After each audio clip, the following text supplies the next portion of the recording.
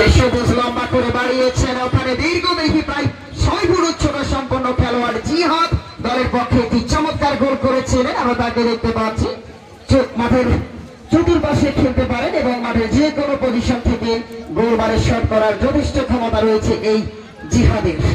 গোলরক্ষক শাকির সামনে বাড়ালেন, এখানে আবারও জিহাদ গোলরক্ষক মাকসুদ, ওখানে মাহফুজ ছিলেন, সেখান থেকে অবশ্য পাল্টা আক্রমণের প্রচেষ্টা। আব্দুর রহমান ব্যাক পাস করলেন,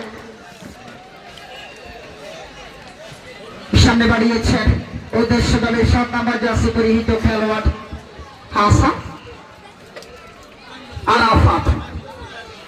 হেড করলেন বিজয়, আবারও জিহাদ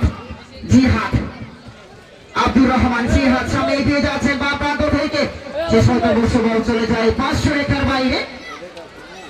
ফ্রি কিক সাগর রাখতে পারলেন না। লক্ষ্মীপুর জেলার চন্দ্রগঞ্জের এই চমৎকার আয়োজনে 1-2 করে এগিয়ে পরাগ নাইট রাইডার্স। সুপ্রিয় দর্শক বৃন্দ, ইতিমধ্যে 3টি গোল হয়েছে আজকের ফাইনাল।